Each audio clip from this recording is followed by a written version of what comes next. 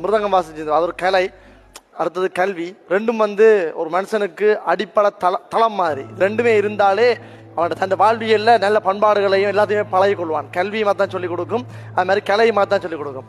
நான் இந்த வாழ்க்கையில நான் ஒரு பாட்டு அளிப்பேன். எப்படின்னால், நான் வறுமையில வறண்டு கொடுமைகளை கடந்து கவலைகளை கலந்த கதையின் மகன், கலைமகளின் மடியில் உறங்குது என் கவிகள், திறமைகளின் சுவட்டில் ஓடுபவன், விண் வெளியில தெரிகிற சந்திரன், வளர் புறையில பிறந்த நெற்புத்திரன், செந்தமிழ்மறை தந்தனல் வள்ளுவன் ஆசையில் நான் கவி வெள்ளமை பெற்றவன், தன் வினைதானே தன்னை சுடும் உன் கனவுகள் வாழ்வை பெறும், முதுகில விழுகிற எறிகனை அத்தனையும் புது வாழ்வை தரும், படிக்கிற வயதில வறுமைகள் கொடியது, மதிக்கிற மனங்களை வெல்வது அறியது, மங்குற ஒளியில மண்ணெண்ண விளக்கில மண்ணில எழுதிய காலமும் கழிந்தது, குண்டிலும் குழியிலும் விழுந்து எழுந்து நான் கூச்சலும் கூட்டமும் காணவே எழுந்தவன், என் அப்பனோ தோளில மூட்டைகள் சுமந்தான், பெத்தவள் மடியில கனவுகள் கிளந்தாள், கரை விழும் கலி காலம் உன் கனவுகள் நிலையாகும், உன் நினைவுகள் நிலையானால் தென் திசையும் உன் பெயர் கூவும். சூப்பர்.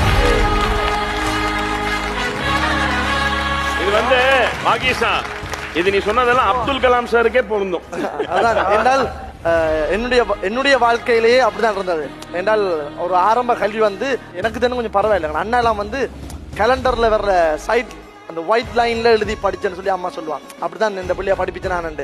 ஸோ கல்வி என்றது எவ்வளவு முக்கியத்துவம் என்றால், பிள்ளைகளை கல்வி என்ற விஷயத்துல எப்பவுமே அதில் தடை கொடுக்காமல் கல்வியை முன்னிறுத்தி அதுக்கு